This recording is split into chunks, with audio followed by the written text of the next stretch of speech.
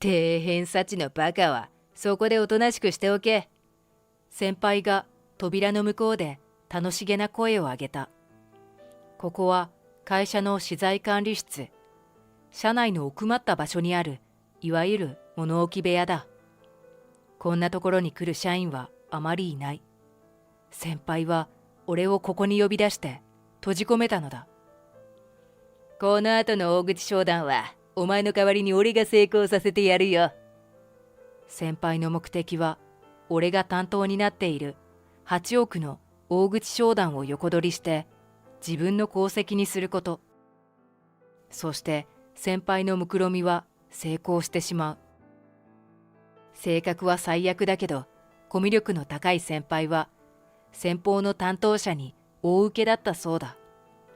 結果俺は8億の商談の功績を失ってしまうわけだが。よーくやった篠浦君。では。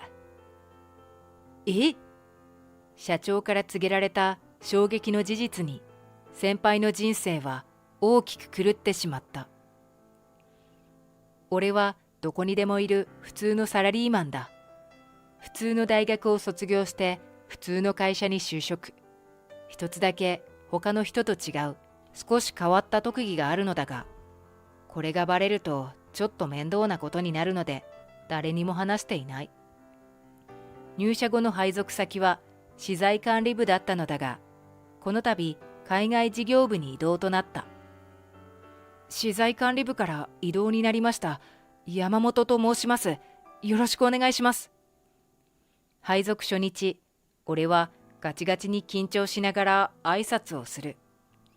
社員たちは全員笑顔で俺を出迎えてくれた。俺、篠浦って言うんだ。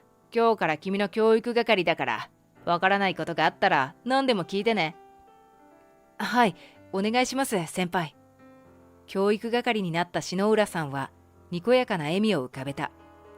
篠浦さんは明るい性格で、よくみんなを笑わせている。本人曰く、コミュ力で海外事業部に配属されたんだよ。とのことだが、我が社の海外事業部は、社内でもえりすぐりのエリートが揃う部門だ。篠浦さんは偏差値の高い大学を卒業していて頭がいい。俺以外の人たちは名前の知られている大学出身者ばかりだ。なんで俺みたいな平凡な平社員がここに異動になったのか。周りは頭が良くて仕事ができる人ばかりでついていくのがやっとだ。ここはこうして。なるほど、ありがとうございます。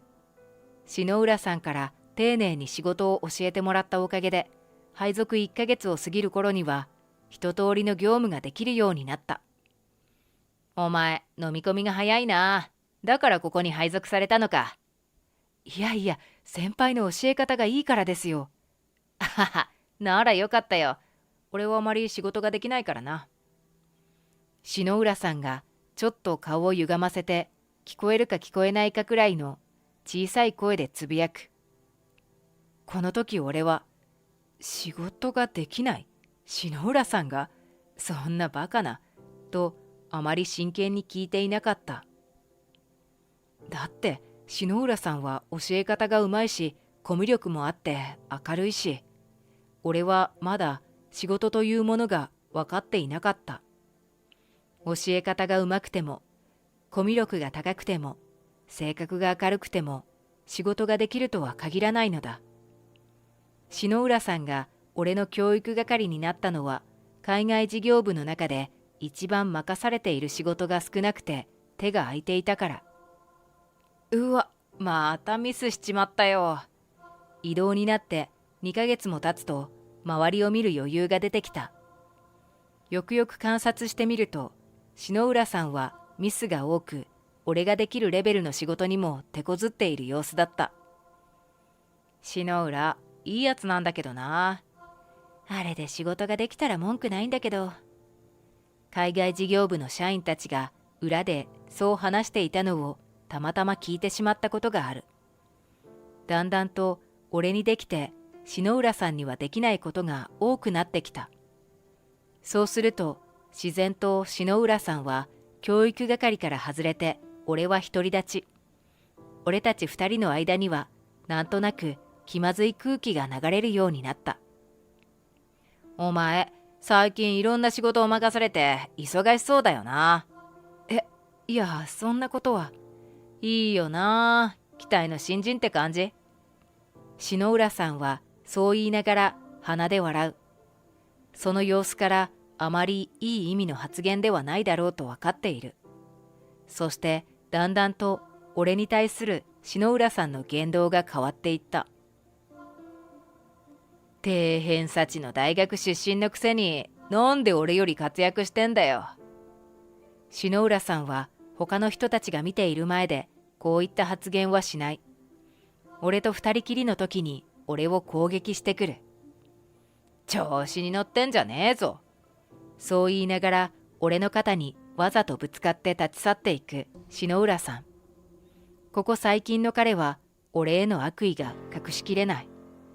なるべく篠浦さんに関わらないようにしていたのだが、それが余計に彼の気に障っているようだ。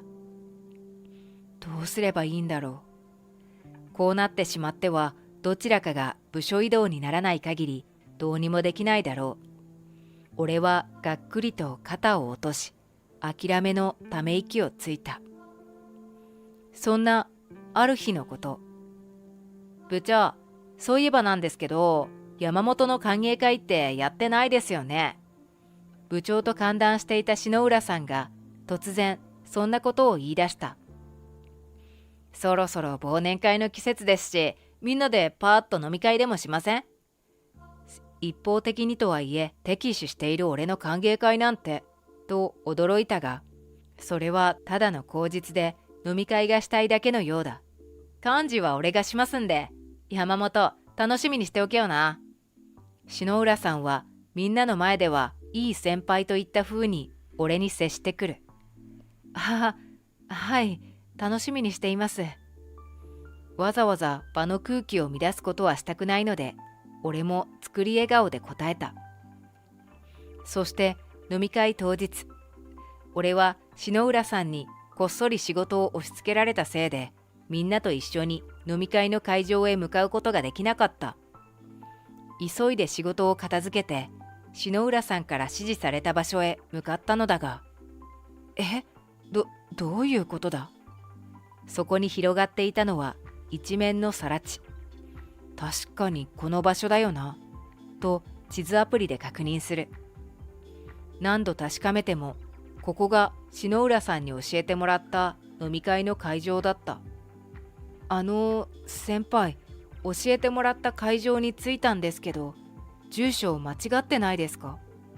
慌てて連絡した俺に、電話の向こうで篠浦さんが楽しげな声を上げた。間違ってないぞ。そこがお前の特別会場だ。俺たちは別の場所で楽しくやってるからさ。は？おーい、みんな、山本は仕事が終わらないから来れないってさ。残念だけど、俺たちだけで楽しもうな。電話の向こうで先輩が他の社員たちに声をかける。俺はそれを呆然と立ち尽くしたまま聞いていた。というわけだから、お前抜きで楽しませてもらうわ。俺が何か言い返す前にぷつりと電話が切れてしまう。まさかこんな用意周到な嫌がらせをされるほど嫌われていたとは。俺はがっくりと肩を落とし、そのまま帰宅。その日以降、それまで以上に篠浦さんを避けて過ごすことにした。しかし、そういうわけでよろしくな、山本。はい。ある日、俺は部長から直々に指名され、なんと8億の大口商談の担当者となった。この商談が成功すれば、我が社の業績は大幅にアップするだろう。社内の期待を一身に受け、俺はそれまで以上に仕事に励む。山本、ちょっといいか。俺と部長の話を聞いていた篠浦さんが笑顔で俺を呼び出す。断るわけにもいかずついていくと、なんでてめえが担当者なんだよ。俺より低学歴で経験年数も少ないくせに。それは、誰もいない会議室で篠浦さんがバンと机を叩いて俺を威嚇する。部長の目は節穴か。担当にするなら経験もあって学歴も高い俺だろ。なんでお前みたいな無能に。俺は絶対に認めねえからな。調子に乗るんじゃねえぞ。一通り罵倒の言葉を吐くと、俺を畳み殺す勢いで睨みつけ、篠浦さんは会議室を後にした。その日以降、篠浦さんの刺すような視線を感じながらも、なんとか商談を進めていった。俺は篠浦さんみたいにコミュ力が高い方ではないので、商談の席はかなり苦労したけれど、なんとか商談をまとめる直前まで進めることができた。今日の商談を無事に終えれば、プロジェクトは本格的に始動か。緊張しながら商談の資料が入っているカバンの中身を何度も確認する。よし、準備万端だ、と安堵の息をついていると、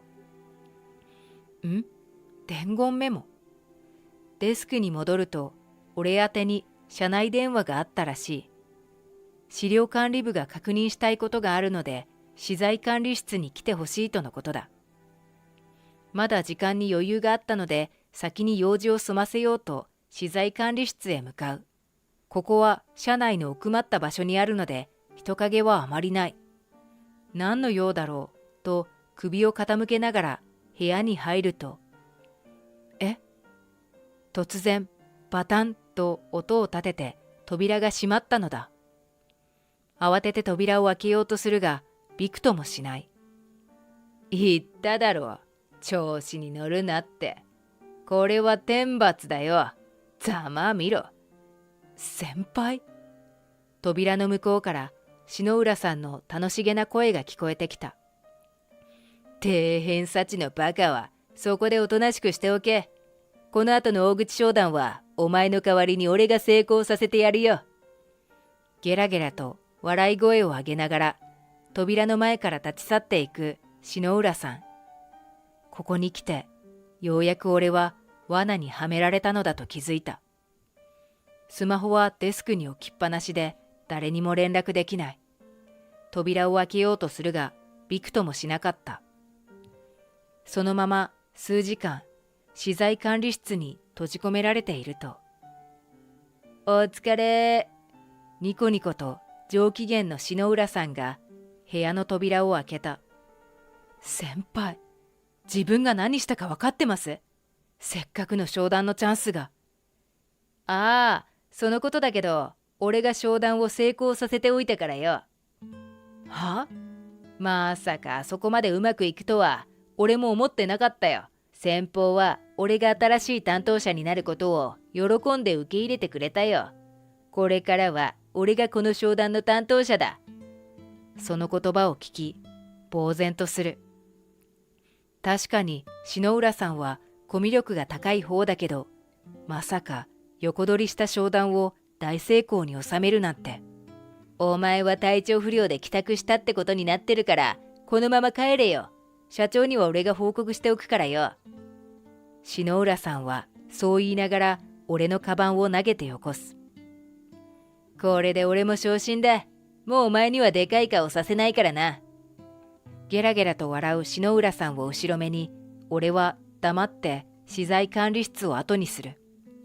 俺が資材管理室に閉じ込められていたと証言したとしても、誰が信じてくれるだろう。ここには監視カメラもないし、俺が罠にはめられたことなんて誰も知らない。篠浦さんが俺を嫌って嫌がらせをしていたことも誰も知らないのだ。黙って立ち去るしかできない俺は、悔しさに唇をかみしめて、いやー、予想外の展開になったな。なんてことはなかった。その翌日、俺はいつも通りに出勤。周りからは体調不良を心配されたけれど、俺は大丈夫です、ご迷惑をおかけしました。と笑顔で返しておいた。おい、山本、ちょっといいか。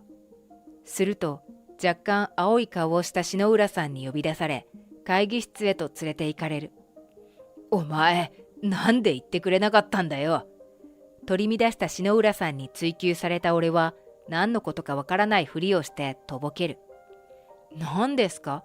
商談は成功したんでしょ？何か不具合でも？あの商談、担当者はロシア駐在になることだよ。なんで黙ってたんだ？そう、今回の商談は成功した暁にはロシアの支社へ移動することが決まっていたのだ。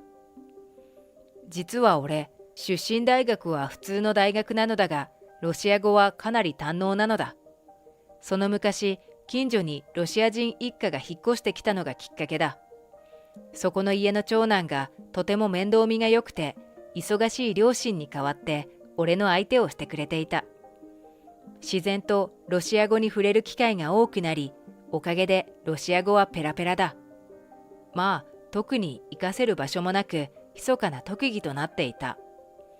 ある日、前に行った資材管理部にロシア支社から緊急の連絡が来たのだが、あちらもかなり慌てていたらしく、ロシア語のままメールが届いたのだ。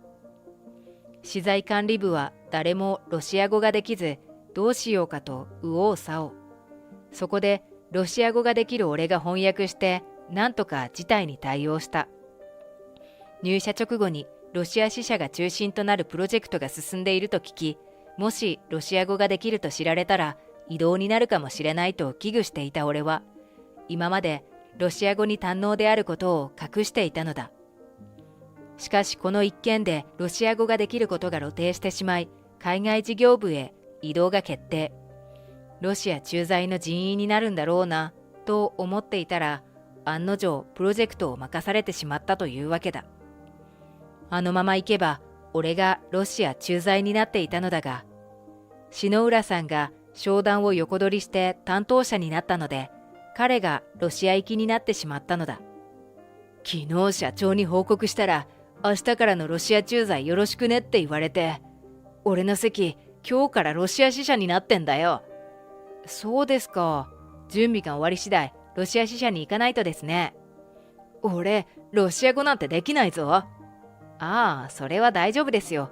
別のロシア語話者の社員をサポートとしてオファー済みなので、安心してロシアに行ってください。にこりと笑顔で告げると、篠浦さんは絶望の表情を浮かべる。元はといえばお前の商談だろ。お前がロシアに行けばいいじゃないか。その商談を横取りしたのは先輩でしょ。でもちょうどよかったですよ。俺、彼女と結婚の話を進めてたんです。ロシアに異動にならずに済んでほっと一安心ですよ。それを言うなら俺は結婚したばかりだぞ。新婚なのに嫁を置いてロシア駐在なんて。実は俺は大学時代から付き合っている彼女とずいぶん前から結婚の話を進めていたのだ。ロシア駐在になりそうだと知った時、彼女は残念そうな顔をしながら結婚の延期を受け入れてくれたが、ロシア行きが回避できたらいいなと思っていたら、まさかの出来事でそれが実現したのだ。篠浦さんも半年前に結婚したばかりなので少しかわいそうだけど、人の功績を横取りしたのだ。それに篠浦さんは今まで散々俺に嫌な言動をしてきた。これくらいの罰は当たってもいいだろう。じゃ、ロシアでの仕事頑張ってくださいね。予期せぬ移動が決まり、絶望の表情の篠浦さん。ロシア行きが取り消しになって笑顔の俺は、そんな篠浦さんを置き去りにして会議室を後にした。その後、篠浦さんは早々にロシアへ向かった。俺から商談を横取りして僕にお任せをと大口切った手前、今さら担当者を俺に戻すというのはできなかったみたいだ。俺は支社からの連絡窓口に任命され、日々篠浦さんから届く報告書に目を通している。ロシアは寒すぎてつらいだとか、料理が口に合わず5キロ痩せたとか、奥さんから離婚されそうとか、篠浦さんから届く報告は散々な内容だ。まあこれも自業自得だろう。俺は篠浦さんがいなくなった日本の本社でのびのびと働きながら彼女との結婚の話を進めている。来年には籍を入れて式を挙げる予定だ。会社の人たちも呼ぶつもりだが、そこに篠浦さんの姿はないだろう。彼はこの先しばらく極寒の地で毎日泣きながら生活することが決定しているから。